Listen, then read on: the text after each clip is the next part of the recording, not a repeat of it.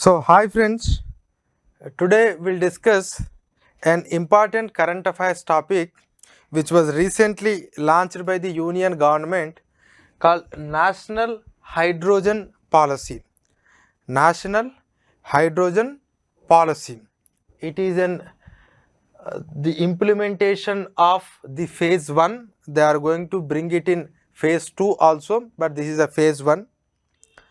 Already last year, that means in the year 2021 August 15, Prime Minister of India has unveiled a national hydrogen mission.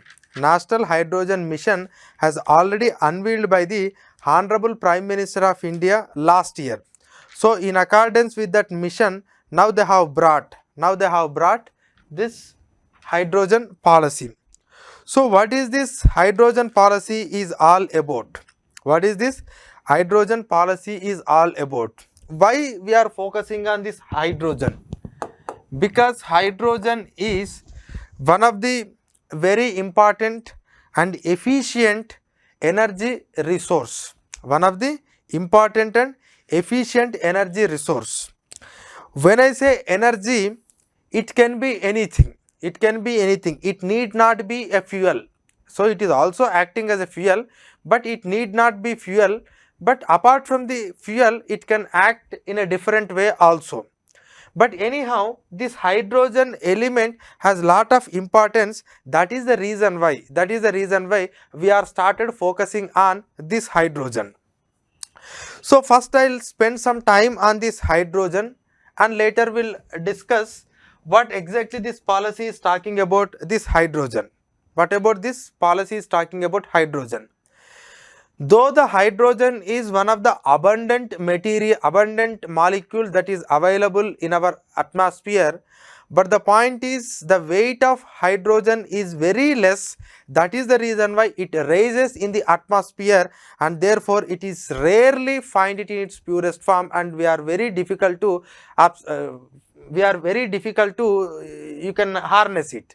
Okay, so because of that, but if you looking into this hydrogen element at the room temperature and at a normal room pressure, at the normal temperature and pressure, this hydrogen is a non-toxic, non-metallic, odorless, tasteless, colorless, but highly combustible gas.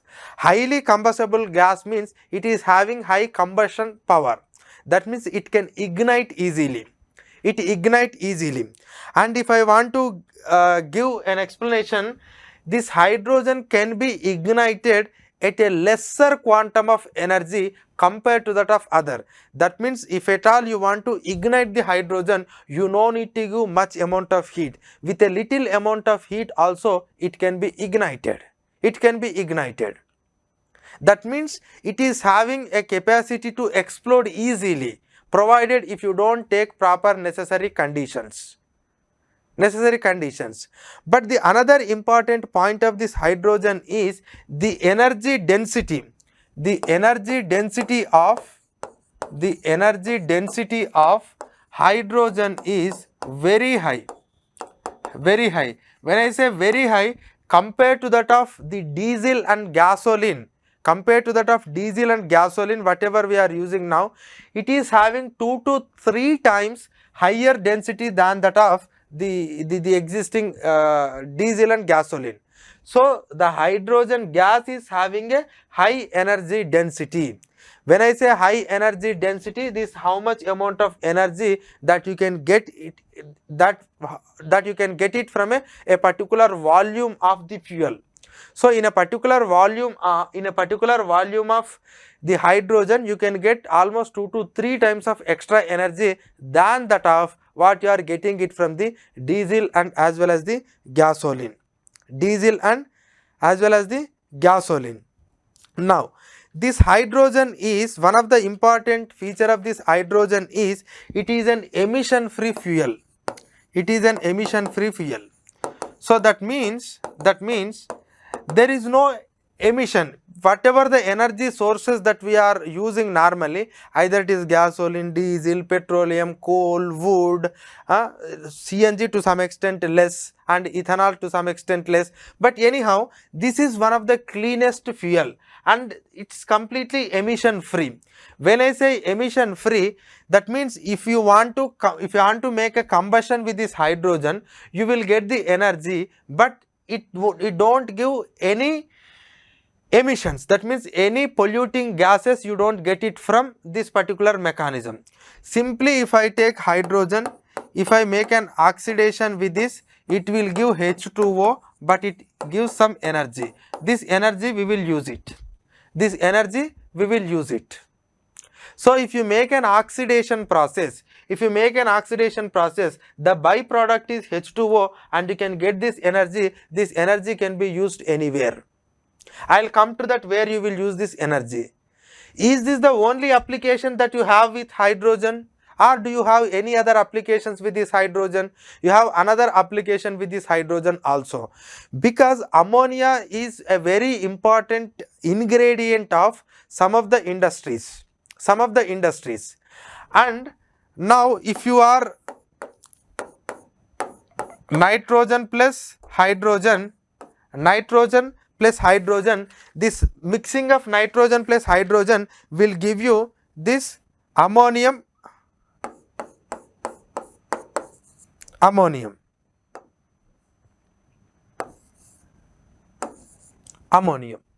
So that means this ammonium is also can be formed through this hydrogen gas, through this hydrogen gas. So hydrogen, if you made a reaction with the nitrogen, it gives the ammonium.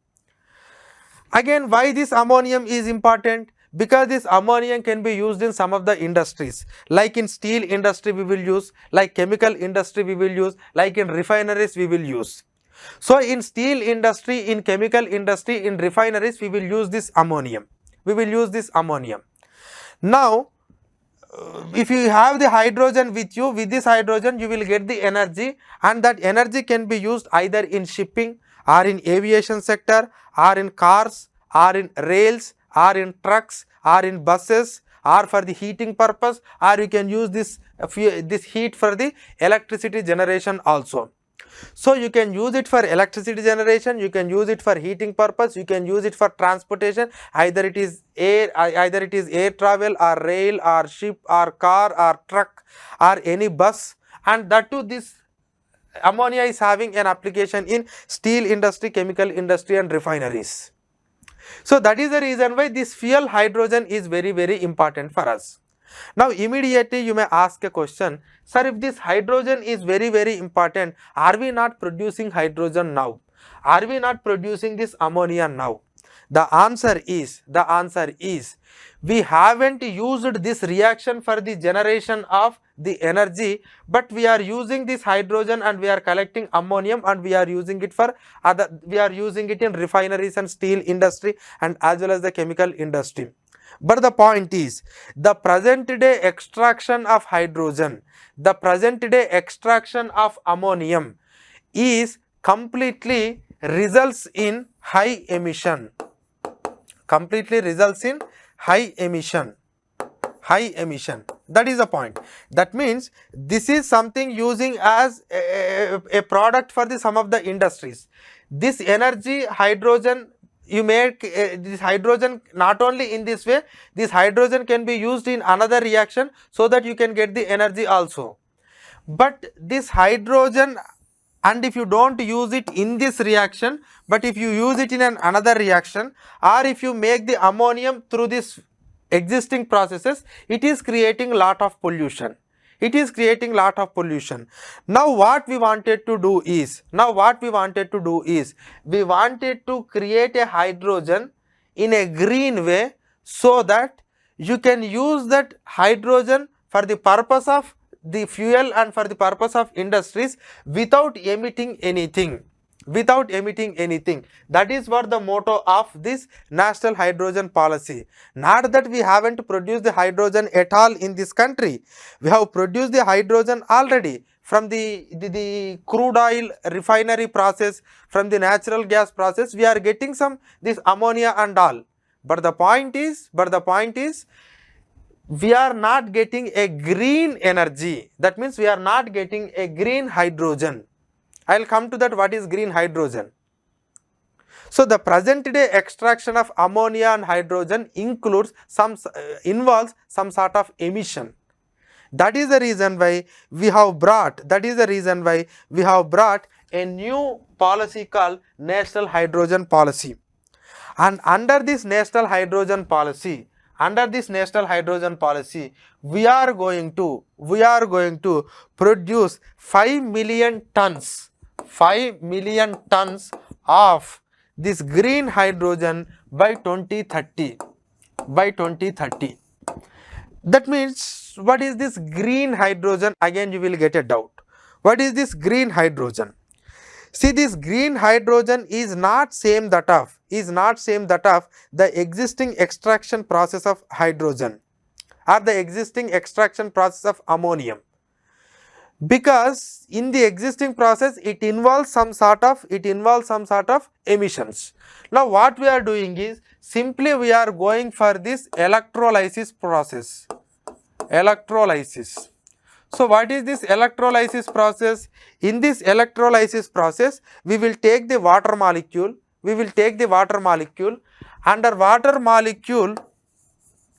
under electricity, it is electrolyzed, because water molecule is nothing but H2O. This will be divided into H plus O. That means hydrogen plus oxygen. You can call H2 plus O2. We can balance the reaction. That's a different thing. But anyhow, so in this in the electrolysis process, the water can be divided into hydrogen and oxygen. And how it will be? If you give electricity, it will be happened. That too in a special chamber. We call it as this electrolyte. So under this special chamber, you will perform this operation, and so that you can segregate the hydrogen from the existing H2O. Now the question is, from where this electricity is coming? That electricity, if it again comes from some thermal source or some diesel source, then again you can't consider this as a green hydrogen, because in the process some pollution again you are making. But now I want to use the renewable energy, that means renewable electricity, for the electrolysis process, so that I can get the hydrogen. Now whatever the hydrogen that I am getting, it is a pure green hydrogen. This hydrogen is not emitting anything. Simply I took water and I am getting electricity. This electricity is also not generating any fuel, and ultimately I am getting my clean fuel. And this clean fuel hydrogen can be used for direct combustion with the oxygen, or it can be used for the preparation of the ammonia. Why we are always focusing on ammonia is, ammonia is also having lot of applications in our industrial process. That ammonium extraction is creating some pollution. That is the reason why we wanted to use this hydrogen both as a purpose of the fuel and also for the purpose of creation of ammonia. So that is how we are generating the green hydrogen here. Now, in this, the hydrogen can be, I already told, this hydrogen can be produced from the fossil fuels or the biomass, and even from the nuclear energy you can do that, but that involves some sort of pollution. Now when I say green, apart from green, is there any other, that means other colors are there? Then what about the existing hydrogen, what you call? So apart from green, there are other hydrogens are there. Just I will give a mention about what are the other hydrogen. One is blue hydrogen, grey hydrogen, black hydrogen, pink hydrogen. So this pink hydrogen means the same electrolysis process happened, but the electricity comes from nuclear energy. Nuclear energy also involves some sort of pollution. It's a nuclear pollution. That we call it as pink. That means we will generate the hydrogen by using the process of this electrolysis, but the point is the energy coming from nuclear, so we will call it as pink but not green. We will call it as pink but not green. Next, second one is the gray or blue. The second one is gray or blue. Gray or blue means by using the existing the fossil fuels like natural gas, you will generate the there is a specific process, some steam, they will heat the entire natural gas with a steam, and in that steam they will segregate the hydrogen, and in that steam process whatever the hydrogen we are getting, we will call it as gray hydrogen. But whatever the effluents, whatever the emissions that you are getting in gray, if you able to sequestrate it, sequestrate is in the sense you need to collect and you need to somewhere, so that this cannot be released into the environment and that reduce the pollution. And if you able to sequestrate the pollution or the emissions that are happening in that process, then you will call it as blue hydrogen. If you don't sequestrate or if you simply release it into the environment, you will call it as gray. Then what is this black hydrogen? This black hydrogen is completely from the coal and the pure fossil fuels. Here it is to some extent natural gas, because here whatever the source you are using, it is having a less pollution tendency compared to that of black. Black is having a high complete pollution tendency. Black is having high complete pollution tendency. That is the reason why it completed as a black. Gray is much more polluted, but compared to gray, blue is lesser polluted, because the point is this blue, in that blue we are sequestrating the pollutions. Anyhow, just have an idea. Okay, so this is blue, gray, black, pink. Now once you understand this, so this hydrogen gas can be used in a fuel cell. That means in a normal fuel cell, you can use this hydrogen in the fuel cell. You can use it as a fuel. You can use it as in preparation of ammonia. Ammonia especially we will use in the fertilizer industry. From natural gas you are collecting it and you are using it. Now ammonia is very, very important for another reason also. Why it is important means it acts as the energy carrier, or it can act as an energy vector, that means through which it carries. Why? Because this whatever the hydrogen that we are generating, it is very difficult to handle. It is very difficult to handle. So the hydrogen whatever you are producing, either you may be doing liquid hydrogen, or you may be using it as a gas, or you may be converting it into hydrates, but whatever it may be, the hydrogen gas or liquid hydrogen or hydrates, or they are highly having the combustion nature. So highly combustible because of their nature. If any, suppose if you completely close it in a container and if it goes well, then it's fine, but otherwise the little amount of energy is sufficient. Little amount of energy is sufficient to lead to the explosion. So that is the reason why what we will do is, whatever the energy that we are producing, that hydrogen we will react it with the nitrogen and you can make it ammonia.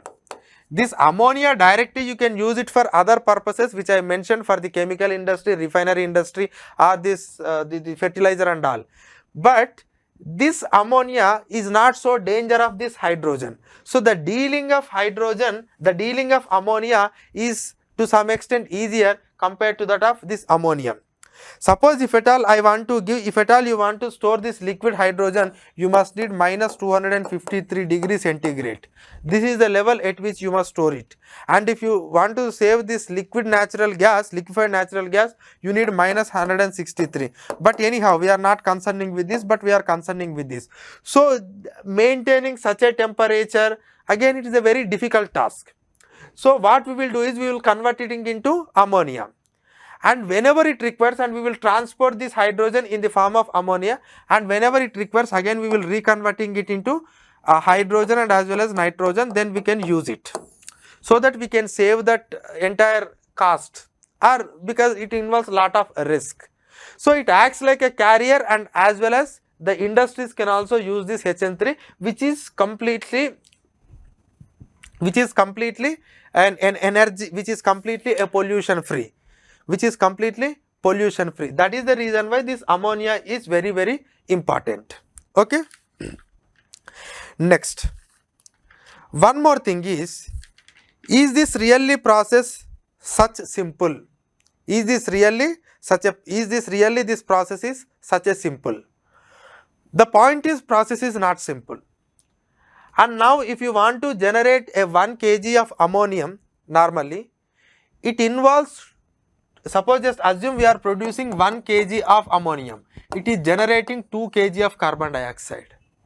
That much of pollution that is happening in the present system. Now if you want to do this, the only thing you must need is this electricity. And that too, what we are saying, we don't use normal electricity, that means electricity from thermal sources. If it use, then there is no use, again it leads to pollution. But it must be supplied with renewable energy, and once it is supplied with renewable energy, it will be green. But the point is, how much energy it is necessary? Does really the cost involved in this electricity for the generation of hydrogen and ammonia, is it really balanceable? Or you are using some 100 rupees of electricity to generate the 10 or 15 rupees worth of hydrogen or ammonia? The answer is to some extent this process is simple and to some extent efficient, but we need to make it more efficient by doing two things. One is you need to reduce the cost of renewable energy. Anyway, we are in that process, because once the solar electricity has once it is revolutionized, now the cost of the electricity production is coming down. Apart from that, this entire electrolytic process, whatever that the reactor in which this process is happening, you must design in such a way that the efficiency must be improved. So the efficiency must be improved through your technological innovation or research and development, or bringing proper infrastructure here. With that you can bring the efficiency. Second one is, you need to reduce the cost of renewable energy, that we are in the process. And if you able to bring these two changes, definitely this hydrogen can be a game changer. Then you may ask another question, sir, when already we are having solar and wind, all these things, why we are again going for the hydrogen? The point is, you cannot use the solar every time, you cannot use solar everywhere. There are other requirements in the economy or in the country, like suppose just take the case of the urea production. You need ammonia, from where you will bring? Did your electricity or solar energy brings anything here? No. Your solar energy nowhere related to this fertilizer industry. So, but in order to produce the fertilizers, we are polluting the environment. So why can't we supplement this hydrogen with that? So that's why I said, when I say hydrogen is not only acting as a fuel, but is also acting in another way, so that to reduce the overall pollution level in the economy. It's not a simple fuel, it is also acting as some of the intermediate products for some of the production processes. Otherwise that production process involves in the lot of emission generation. And some estimates saying like 1 kg of this hydrogen is equivalent to around 4.5 liters of petrol. Around 4.5 liters of petrol. And this process or this technology, if we really bring it, then it will be cheaper, it will be cleaner, it generates green jobs in the economy, because this entire process generates the jobs, and above all it brings energy security. Energy security is always important. We should not depending on others for our entire economy or for our running of all the businesses in this country. No, there must be a security. No, now you need to diversify it, because you cannot depending on somebody for something, and that too when they are not good for the environment. That too there is another obligation, like the obligations of the COP26 obligations are the obligations of UNFCCC. India is already committed. Okay, so our solar energy targets are very high, and we said like by 2030 almost 50% of our energy mix will be renewable energy. We said like we will be net zero by 2070. So it's cannot happen easily. So you must take the different cleaner fuels, and so that you need to improve our own capabilities, then only we can achieve that net zero by 2070. Then only we can achieve that net zero by 2070.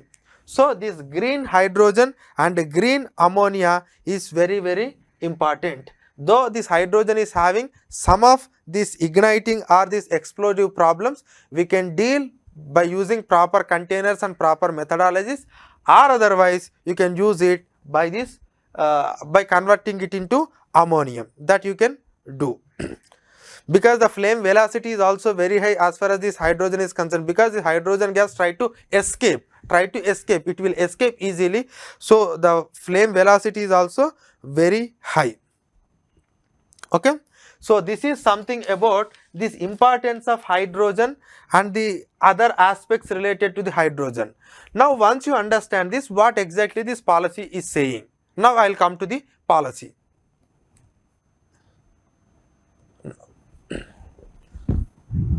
Now this policy says like 5 million tons of hydrogen production by 2030. This is first one.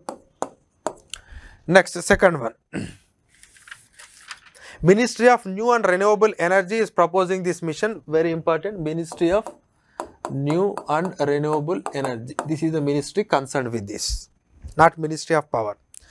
Now, this green hydrogen or the green ammonia manufacturers may purchase the renewable power from the power exchange, or they can set up their own renewable energy capacity, or they can purchase it from any other developer. That means they need renewable energy. The manufacturer of this green hydrogen and green ammonia need renewable energy. Either he can purchase it from the exchange. Exchange is a place where all the producers will bring their power. You can purchase at the exchange, or you can have your own renewable energy generating station, or otherwise you can purchase it from someone, and whatever you want, we are ready to provide. If you want to purchase it from the power exchange, we will provide it. Or if you want your own station, okay, you can do that. Or you want to purchase it from somebody, we will facilitate that process. So that is second point that they have mentioned in the policy. Next, the another point is the green hydrogen or ammonia manufacturer can bank his unconsumed renewable power up to 30 days. With the power distribution companies, and it can take back whenever it is required. Suppose just assume like you have signed a contract or an agreement for such an amount of power, and you are unable to consume it. It does not end there itself. Just assume I wanted some, just assume 100 megawatt, and I consumed only, let it be 70 megawatt. Or some units, you can take any units. So you consumed only this much, you haven't consumed full, and the remaining amount will be with the exchange for next 30 days. Within the 30 days, you can use the remaining amount. So that means even if you don't use at present, you can use it up to 30 days. That means it is a good thing. Otherwise, if I say, okay, I don't know, you have signed a contract and you have to use it. If you don't use it, is your fault. Then it will be a loss to that green hydrogen and green ammonia manufacturing company. But now that extension, that means it can be up to 30 days. You can save it up to 30 days with the distribution company itself. So later you can use it. That is another important thing that they are mentioned. Next, see the distribution licenses. The distribution licenses can also procure and supply renewable energy to the manufacturer of green energy, green ammonia, in their state at a concessional price. Suppose who has to supply this renewable energy to the the company, the manufacturers, because he don't have. If you have that, okay, it's fine, but he is not having, he is purchasing. When he is purchasing, he has to purchase from the discoms of that particular state, and if any other private licenses come, they can purchase it from the licenses. Now these licenses and discoms, they can sell this renewable energy power to the hydrogen manufacturing companies, and if that company is generating any electricity, they can also purchase the power from them. That means suppose just assume they have purchased some 10 units of solar energy to this company, and this company by using the 10, just assume it is generating 12 units of again energy. It can also be, because hydrogen fuel, that combustion process can be used for generation of electricity. So this again can be purchased by this. That means the distribution licenses can procure and supply, and supply the renewable energy from these manufacturers of green hydrogen and green ammonia. Next, waiver of interstate transmission charges. Interstate transmission charges for 25 years. For 25 years, those units which are going to commission their units before 30th June 2025. That means suppose I am running a unit in this state, but I don't find renewable energy here, or even if I find, it may not be so attractive for me. I want to purchase that renewable energy from the other state. When it is coming from the other state, definitely this interstate transmission charges are there, and the charges will be waived. The charges will be waived for these particular units for 25 years, those who are going to start before 30th June 2025. That means that electricity charges you need to pay, but the point is that interstate charges are not, will be waived, because you are going to the other state because it is not profitable here, and if you add charges here, no, then what is the use? That is the reason why they are going to put a waive. So this they can own, they can purchase it from exchanges or someone else, and up to 30 days whatever the leftover thing you can save it with the discoms, and even these discoms and licenses can procure and can also supply the renewable energy, and waiver of this interstate transmission charges for 25 years, those who are going to start before 30th June 2025. Next, the another important thing of this policy is, the benefit of renewable purchase obligations. This benefit of renewable purchase obligations will be given to these units. What is this renewable purchase obligations? See, renewable purchase obligation means every discom or licensee, that means those who are supplying power to the people, there is an obligation that you must purchase some amount of renewable energy. It's not like you always purchase the thermal energy in order to supply it to the people or supply it to the industries. No, because you need to purchase some of the renewable energy also. Otherwise, who will start the renewable energy generation in this country? Just assume I am started a solar energy company. That means I am generating some electricity. Anyhow, I cannot go to the home and give that power, no, because existing lines are with the discoms. So there is an if at all I have to supply my energy or electricity to the people, then I must sign an agreement with the discoms. Otherwise, I can't, because I don't have a separate electricity lines. So anyhow, now the discoms should purchase some amount of renewable energy from the manufacturers. For that, they will give some sort of incentives. Now the point is, the same benefit which is giving to the discoms will also be applicable to this hydrogen or this ammonium manufacturing companies, because they are also purchasing renewable energy. Because their purpose is that. So like how you are giving this benefit to this, here also that that renewable purchase obligations benefit is also applicable to this thing. And this is one way. Here you are not only generating the green fuel, but you are also incentivizing the production of more and more renewable energy, that too solar energy, and it is also helping us to meet the international needs. So here you are not only generating the green energy, but you are encouraging for the more production of the green energy. That is one important aspect. Next, the manufacturers of green hydrogen and ammonia and the renewable energy plants shall be given connectivity to the grid on priority basis. That means you are connected to a grid. Suppose this is an industry, you are connected to a grid. So either you will take the power or you will supply the power. It can be happened anyway. But this connection to the grid has to be done in a priority way. That means in a prior way. On priority basis, to avoid the procedural delays, this grid connectivity will be given to these industries or to the manufacturer of this green hydrogen and green ammonia. Next, in order to bring this ease of doing business in this, after filing an application in 15 days, you will be given an open access to all, and there is a single portal, that single portal is going to take care about all the clearances, all the clearance processes. Okay, so that is one more thing. Next, ease of doing business. You can start the business easily. The another important thing is, sometimes we will produce green energy, we will use it.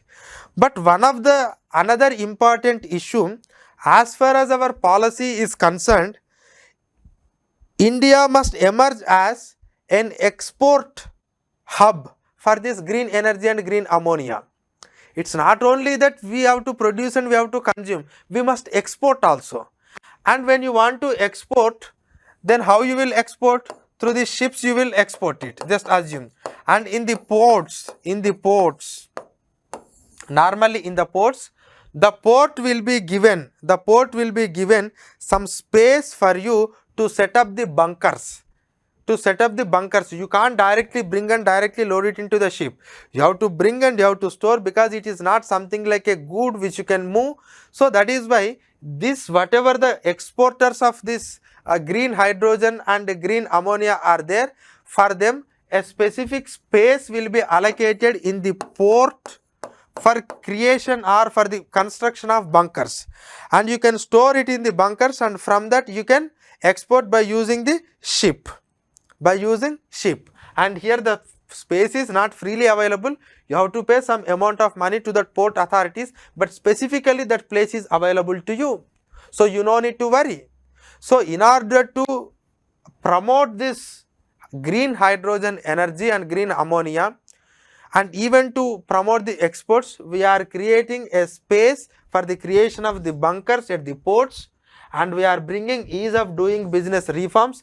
We are incentivizing them because they are using the renewable energy, and also we are saying like there is a priority basis grid connection will be there to these companies, and also this discoms or whatever the licenses are there, they can procure, and as well as they can sell the renewable energy to this manufacturer of this green hydrogen and green ammonia, and whatever the unconsumed renewable energy that can be kept it as a back, that can be kept it as a separate for 30 days, and within 30 days you can use it, and also the 25 years, up to 25 years you will be given a waiver in the interstate transmission charges if you are purchasing power from the other state. So these are the policy initiatives that are started by the government of India. Recently they have unveiled this policy. This policy is very, very important. Just have an idea about hydrogen, green ammonia, what are their purposes, what are the advantages, and what is the policy intervention by the government of India. And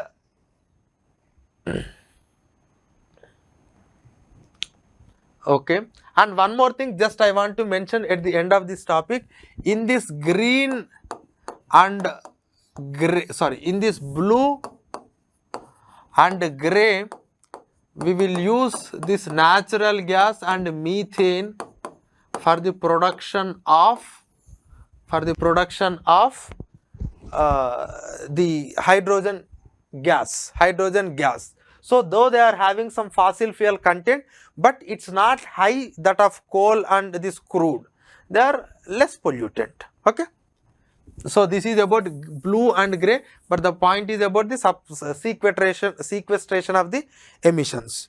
So this is something about the national hydrogen policy, and last year we unveiled national hydrogen mission. Okay, so though we are having the different renewable energy sources, we wanted to diversify it because it brings some sort of efficiency, it is environment friendly, it is going to attract the investment, it is going to create the jobs. Moreover, it brings the energy security, and lot of research and investment is necessary, both in terms of bringing the efficiency in the process and also improve the technology and storage system. Also we need to bring some changes, transportation and demand creation. Demand creation is also one of the important aspect, because now your combustion engines or the existing processes should convert themselves by using this hydrogen fuel, because if you don't generate the demand, then there is no use in production, though it is clean and though it is efficient. On the one hand, you need to do some sort of research and innovation as far as this transportation and bringing of efficiency in the production process and bringing some storage in storage things. You need to do some R&D. Apart from that, you need to create the demand in the economy, and demand cannot be done automatically. The existing combustion engines or the existing processes, the existing ammonia processes must be converted to such a way that they can also run efficiently with these new fuels. So these are the things that are necessary.